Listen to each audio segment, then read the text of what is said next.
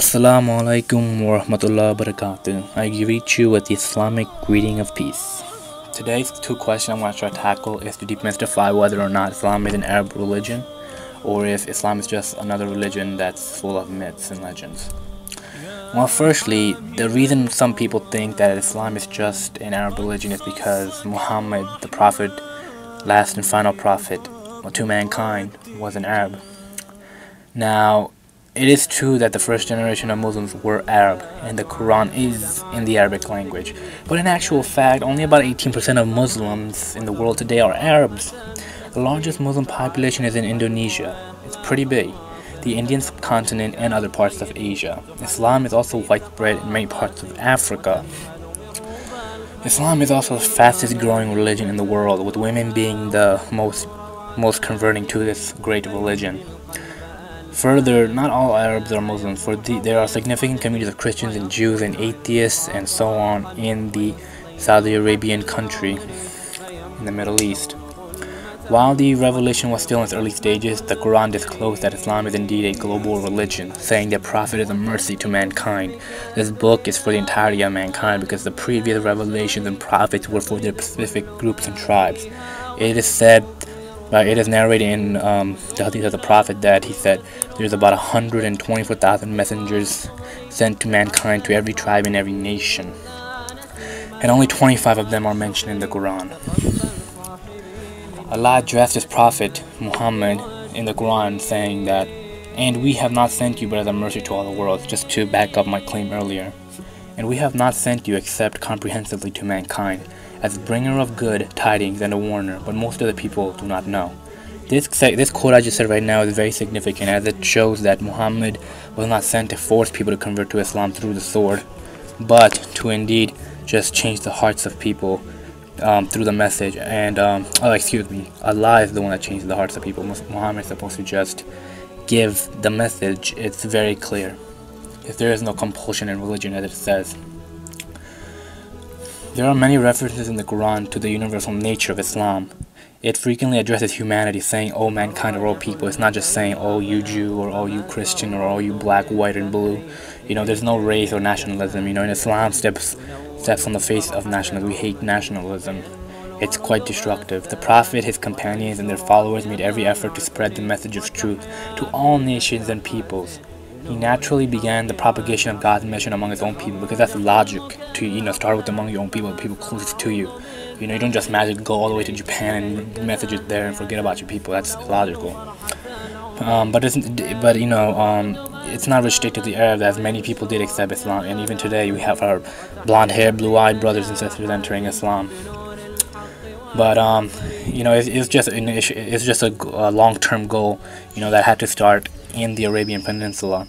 Later in his mission, when conditions became more favorable, he sent letters and invitation to Islam to the rulers of the Byzantine and Persian empires. Doing this today will be the equivalent of sending an invitation to the President of the United States of America, or to the Prime Minister, or the leader of the UN. I think he's an Asian dude right now. Whatever the response to it was, the Prophet's message was fully acknowledged by the major powers of his time. So hopefully that demystified that Islam is not just an Arabic religion. The next part is addressing whether or not Islam is just another faith based on legends. That's actually a misconception based by the media and by Judeo-Christian traditions. People just assume the European Christian creed on every religion forcibly and just superimpose their ignorance upon Islam, which is a fallacy in itself.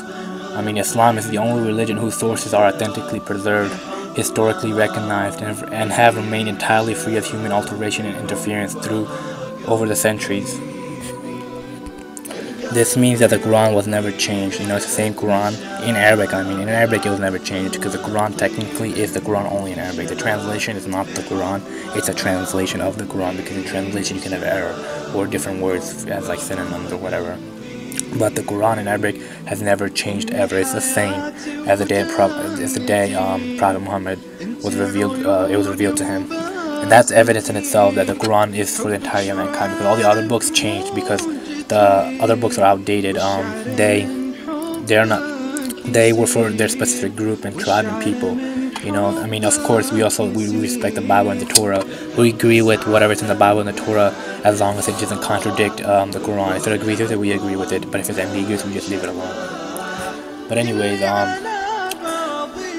it's divine scripture. The Quran, which is interesting enough, contains no myths or fables and is in accord with established facts of science, like the expansion of the universe, the pegs that's with mountains, the oceans, the salt water and the fresh water being separate, development, and stuff like that. The message of Islam is not actually new, which is another misconception. What is new is the form of the message, its dimension and scale. That's what's new. This final revelation has been preserved in its original state, as promised by God when He revealed it. God says in the Quran, "Indeed, it is we who sent down the message, and indeed we will be its guardian." It has miraculously remained immune to the ravages of time and the interference of man, which is quite amazing for revelation, and is still accessible in its original language to all who seek guidance. The Bible, the Torah, you cannot find them in their original language. They're destroyed, they're gone. A lot of Christians read the Bible in English, not even in its original language, which is interesting. But it's not to downgrade them or anything, it's just a fact that I'm stating, showing the difference between the two. Anyways, distinct from teachings of many religions which assume the incompatibility of faith and reason, Islam upholds the role of the mind and regards those who fail to use reason as intellectually deficient, because the mind tends to seek out interrelationship wherever there is variety and multiplicity. It is satisfied by the Quran's clear and unambiguous statements that everything is traceable to a single source, backed with sound arguments and evidences. An important feature of Islam is that while it is based exclusively upon revelation from God, never exceeding the bounds of the divine revealed text, it does not fail to provide logical proof for its tenets, which is amazing for a religious book. You would not expect this type of thing. Islam teaches that one should expect a natural cause for everything that occurs in creation. This is a key word. There is a natural cause for everything within creation, everything that exists that God created, meaning our universe. It promotes the research, study, thought, and contemplation that lead one to faith by conviction rather than blind acceptance or blind love, because love is good, but love can also be blind. The Quran urges man to observe and consider the signs of God within creation and provides guidelines for the sound thinking that leads to appropriate conclusions. This is what led the golden age of Islam into scientific revolution, into creating a scientific method and advancement in so many scientific fields that the West uses today and don't even acknowledge to the Muslims, because the West owes a great deal of debt to the Muslims that are standing over the horizon. Hopefully that demystified a lot of the things about Islam.